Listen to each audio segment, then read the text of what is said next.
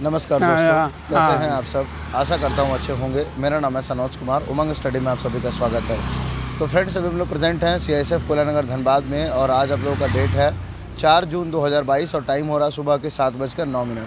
तो हमारे साथ जॉनसन सर हैं जो कि इंडियन आर्मी में फिजिकल ट्रेनर रह चुके हैं। तो आइए आज हम लोग विस्तार पूर्वक जानेंगे कि आखिर इनका एक्सपीरियंस क्या रहा और ये SSC GD के स्टूडेंट्स को क्या सलाह दे सकते हैं दौड़ के रिगार्डिंग, मेडिकल के रिगार्डिंग। ओके सर, आपका बहुत बहुत स्वागत है हमारे यूट्यूब चैनल उमंग स्टडी पर। सबसे पहले आपसे रिक्वेस्ट है कि सर आप अपना थोड़ा सा परिचय दीजिए। ठीक है। मेरा नाम है जॉनसन कुजूर। मैं गुमला झारखंड से हूँ। मैं एक भूतपूर्व सैनिक हूँ और मेरा बच्चों से यही गुजारिश है, यही मैं कामना करता हूँ कि बच्चे आज रनिंग में अधिकतर बच्चे छंटे जाते हैं, वो फेल हो जाते हैं। ये वजह है कि बच्चे हमेशा जब रनिंग स्टार्ट होता है तो बाएं तरफ ना क्लोज हों, बाएं तरफ से आगे क्रॉस करने का मतलब कोशिश ना करें। हमेशा राइट साइड से, मतलब कोई भी धावक है उसको दाहिने तरफ से क्रॉस करें ताकि बाएं जो है उसको डिस्टर्ब नहीं होना चाहिए और उसको भी ये बाधा नहीं होना चाहिए कि पीछे से जाके या लंगी मार देते हैं बहुत कोई कि मेरे से आगे भाग रहा है बोल के। ऐसे नहीं करने के लिए, इससे बचने के लिए हर बच्चा को हमेशा अपने से दाहिने राइट साइड से क्रॉस करना चाहिए और ऐसे करते हुए आगे फिनिशिंग की ओर अपना दौड़ को जारी रखना चाहिए। जब तक फिनिश पॉइंट नहीं आ जाती है, जब समय बताया जाता है तो उस समय हमेशा कोशिश करना है कि 100-150 गज दूरी के दरमियान ही समय क्लोज है, कम समय है, सवास बोलते हैं। तो उस समय अगर शरीर में स्टैमिना है तो बच्चा समय को उसी समय 100 गज, 50 गज या 15-20 गज के दरमियान ही समय को अपना क्लोज करने का कोशिश करता है और स्पीड को बढ़ा सकता है। इसके लिए प्यारे बच्चों, मैं एक सर्विसमैन आर्मी में सर्विस करने के हालात में ये PT इंस्ट्रक्टर होने के नाते मैं सलाह दे रहा हूँ आप लोगों को। आप लोग कोशिश कीजिए स्टेमिना को लास्ट समय के लिए बचा कर रखें। बोलते हैं शुरुआत और अंतिम। तो रनिंग शुरू होने से पहले जितना उमंग होती है वैसे ही फिनिश करते समय भी उतना ही उमंग होना चाहिए और उतना ही जोश होना चाहिए। ठीक है सर। ठीक सर, धन्यवाद। एक मिनट सर। हाँ, थोड़ा सा आपका मतलब कि सफ़र के बारे में जानना चाहेंगे। विद्यार्थी जीवन से लेकर के यहाँ तक का आपका जो सफ़र रहा वो कैसा रहा, मतलब कब कब आपको कहाँ कहाँ सेवा देने का मौका मिला। ठीक है सर। मेरा जो स्कूल लाइफ से समय तो मेरा बहुत ख़राब स्थिति बीता है जी। मैं बचपन से 72 में पिताजी का एक्सपायर होने के बाद में एक मम्मी सिर्फ थी और मेरे घर परिवार वाले सारे छोड़ दिए और एक मम्मी ही सहारा थी जो कि हमें मम्मी के आश्रय में, मम्मी के बात में आज्ञाकारी होकर के मैं चलता रहा। मैं 82 में मैट्रिक का एग्ज़ाम दिया। एग्ज़ाम देने के बाद मैं सिर्फ एक रात मैं घर में रहा हूँ। उसके बाद मैं आर्मी का बहाली के लिए मैं आ गया। आने के बाद में मैं कहाँ? रांची। अच्छा। मैं गुमला से रांची आ गया आर्मी। कब? ये 82 में। अच्छा। 1982 में मैं रांची आ गया मैट्रिक एग्ज़ाम देने के बाद में। तो रांची आया। रांची में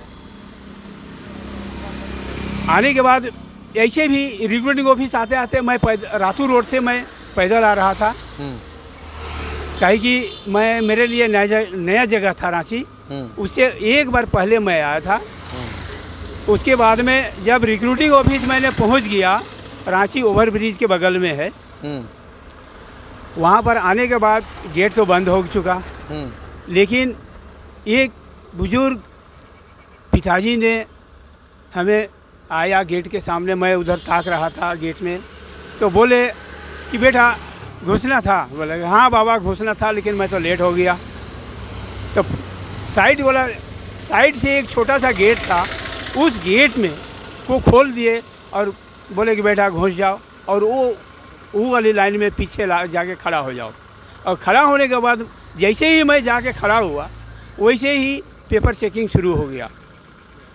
प्यारे मेरे बेटे बेटियों, मैं आप लोगों को ये सलाह देना चाहता हूँ कि किस्मत देखिए कहाँ लेके रखेगा, कहाँ पहुँचा देगा, ये कहना बहुत मुश्किल है। इसलिए परिश्रम, मेहनत को हमेशा जारी रखना चाहिए, लगन होना चाहिए, रुचि होना चाहिए। कोई भी चीज़ के लिए कभी भी हताश निराश होकर नहीं चलना चाहिए। उसके बाद में मैं जब घुस गया, पेपर चेकिंग पूरा हो गया, ख़त्म हो गया। उसके बाद में हम लोगों को फिजिकल के लिए 9 फीट रीच डाउन या चिन अप, ये सब कराने के बाद हम लोग को करीब डोरंडा मैदान में 1-1:30 बजे रनिंग टेस्ट के लिए ले गए। रनिंग के लिए ले गए वहाँ पर डोरंडा मैदान में। उसके बाद वहाँ मैं तो कभी देखा नहीं था। वहाँ जाने के बाद में मैंने खुद अपना अनुभव बता रहा हूँ कि फर्स्ट चक्कर में मैंने नहीं रनिंग किया, नहीं खड़ा हुआ, क्योंकि बहुत हम लोग कैंडिडेट थे, करीब 2,500-3,000, इससे भी ज़्यादा ही थे होंगे अंदाजन हमको लगता है। तो मैं पहला फेज में नहीं गया, दूसरा फेज में मैं भी खड़ा हो गया। मैं सबसे पीछे दाहिने तरफ लास्ट में खड़ा हो गया।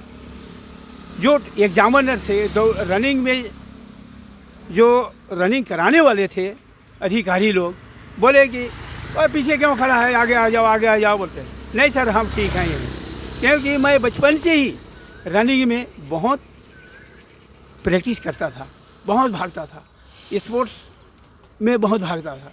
स्पोर्ट्स कभी भी होता था, मैं कभी भी बिना प्राइज का घर नहीं आता था। ऐसे है। उसके बाद में जब रनिंग हुआ तो 440 मैदान को 4 चक्कर लगाना था। 4 चक्कर लगाना था। एक चक्कर तो मैंने बहुत स्लोली भागा, बहुत स्लोली, इतना सिर्फ शरीर को वार्म अप किया। उसके बाद में दूसरा चक्कर फिर स्पीड किया, तीसरा चक्कर फिर, क्योंकि 4 चक्कर लगाना था।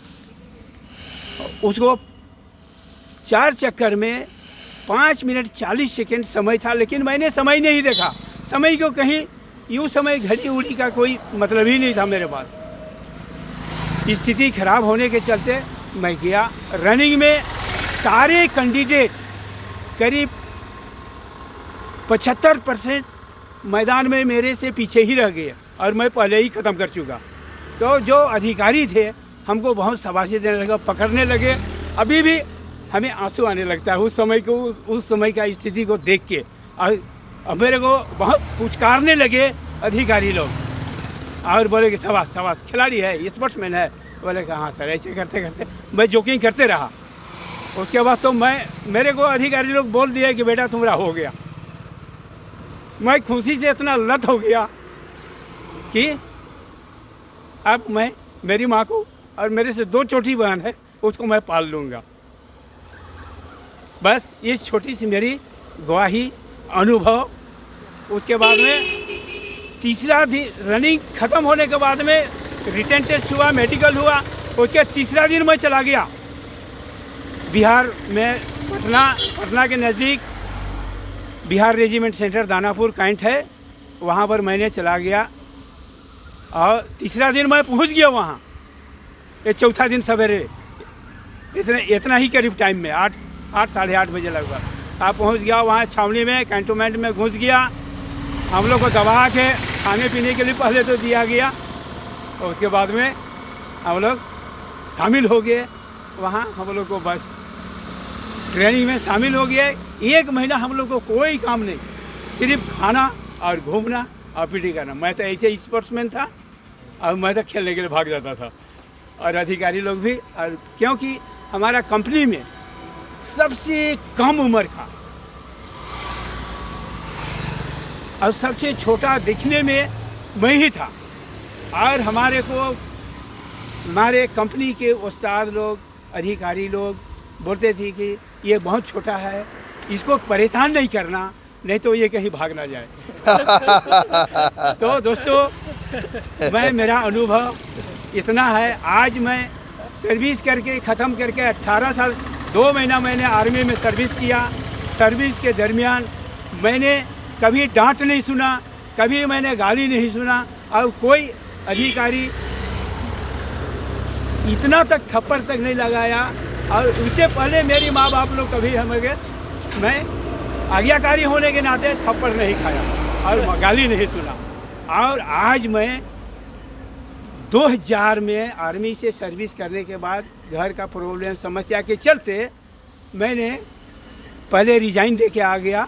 और अभी आज के डेट में मेरा 22 साल हो गया रिटायर आए हुए। और अभी मैं सिर्फ गुमला में नोटर डेम स्कूल के बच्चों को सिर्फ स्कूल लेना और लाना करता हूं, और बच्चों को सलाह देता हूं, और बच्चों को पढ़ाई लिखाई के लिए प्रेरित करता हूं। और एक गाड़ी मैं रखा हूँ, दो गाड़ी रखा, 3 गाड़ी रखा हूँ, उसी में बच्चों को लेना और लाना करता हूँ। तो आज मैं धनबाद में प्रेजेंट हूँ। मेरी बेटी एक आई है, रनिंग में निकाल ली है। उसको 1 साल से मैं उसको बता रहा हूँ, लेकिन मेरे से दौड़ने में कमज़ोर है, लेकिन निकाल ली। बहुत ऊपर वाले को मैं धन्यवाद देता हूँ। अच्छा, बस इतना ही कहकर मैं अंत करता हूँ। एक आखिरी सवाल सर, आपने दौड़ के विषय में काफ़ी महत्वपूर्ण सलाह दिया विद्यार्थियों को। तो जो भी स्टूडेंट्स अभी दौड़ पूरी कर चुके हैं, कुछ समय के बाद उनका मेडिकल होना है, हाँ। तो आप चूँकि काफ़ी अनुभव है आपके पास, तो आप अपने अनुभव के आधार पर उन विद्यार्थियों को क्या सलाह देंगे जो भी विद्यार्थीगण दौड़ पास कर चुके हैं, कि अभी से उनको किन बातों का ध्यान रखना चाहिए ताकि वो सफलतापूर्वक मेडिकल में पास हो सके, उनको मेडिकल में किसी तरह की कोई परेशानी ना हो? अच्छा, ठीक है। मेडिकल तो देखिए, जब रनिंग में निकाल लिया, फिजिकल फिटनेस है, तो वो बच्चे बीमार नहीं होगा। उसके पास स्टेमिना है, तभी वो रनिंग निकाल चुकी है। अभी उसको इतना ही ध्यान देना है कि अपना शरीर को बरकरार रखने के लिए शरीर को मतलब खाने पीने में ध्यान दें और अपना फिटनेस जारी रखें। ये नहीं करना चाहिए कि मेरा अब हो गया, मैं अपना फिजिकल ढीली मार दूं, या अपना फिजिकल फिटनेस रखने में मैं कम ध्यान नहीं करना चाहिए। हमेशा आगे का सोच को और अपना आगे का जॉब के लिए, ज्वाइनिंग के लिए हमेशा इंतज़ार करना चाहिए। और अपना जहाँ कहीं भी डिप्यूट होते हैं, जहाँ कहीं भी पोस्टिंग होती हैं, वहाँ सही तरीके से अधिकारियों के नीचे आज्ञाकारी होकर, आज्ञा पालन करके हमेशा डिसिप्लिन में रहकर अपना समय सर्विस जितना भी दिन हो उसको व्यतीत करने की चेष्टा करेंगे। बस, धन्यवाद। एक आखिरी सवाल और हाँ, सर, बोलिए। अभी भी भारतवर्ष के बहुत से ऐसे परिवार हैं जो कि अपने बच्चों को डिफेंस लाइन में नहीं भेजना चाहते हैं। आप आर्मी में होने के बावजूद भी आप अपनी बेटी को आज मतलब कि डिफेंस लाइन में भेज रहे हैं, तो इसके ऊपर आप क्या कहना चाहेंगे? इसमें सर हमें बहुत खुशी है कि मैं मेरी बेटी को, प्रियंका कुजूर को, मैंने लाया यहाँ गुमला से, और रात भर मैंने होटल में रुका। और यहाँ मैं बहुत खुश हूँ कि आज मेरी बेटी दौड़ पूरी कर ली है और अगला टेस्ट के लिए या अगला एग्जामिनेशन के लिए वो क्वालिफाई कर चुकी है। इसमें बहुत खुशी होना चाहिए देश रक्षा करने के लिए, या अपना देश का रक्षा, या अपना जो भी प्रॉपर्टी है उसको सुरक्षा करने के लिए मजबूती, अपने आप में हौसला बढ़ना चाहिए। ये और मेरा अनुभव है कि अपना परिवार के लिए भी ये एक प्रेरणादायक ये चीज़ है। ये नहीं सोचना चाहिए कि आर्मी हो, बीएसएफ हो, या कोई भी फोर्स विभाग हो, सिक्योरिटी विभाग हो, इसमें जाने में कतई मतलब बच्चा लोग को, बच्ची या बच्चा, लड़का हो या लड़की हो, कभी भी दरकिनार नहीं होना चाहिए, क्योंकि इसमें फिजिकल फिटनेस बहुत ज़रूरी है। और एक ऐसा दस्ता है, एक ऐसा झुंड है, फोर्स विभाग एक ऐसा चीज़ है, ऐसा दस्ता है कि अपना सुरक्षा प्लस दूसरे का सुरक्षा के लिए हमेशा प्रेरित करते हैं। और इसमें हमेशा आगे बच्चे बच्चियों को आना चाहिए। धन्यवाद। तो फ्रेंड्स, सर ने बहुत ही ज़्यादा महत्वपूर्ण सलाह दिया और इनके जर्नी को सुनने के बाद सच में हमारे आंखों में भी आंसू आ गए। तो इनका जर्नी कैसा लगा कमेंट करके ज़रूर बताइएगा। आपका कोई ऐसा कमेंट होता है जिसका हमारे पास जवाब नहीं होता है तो हम लोग के पास सर का नंबर है, हम लोग इनसे पूछ करके आपको जवाब ज़रूर देंगे।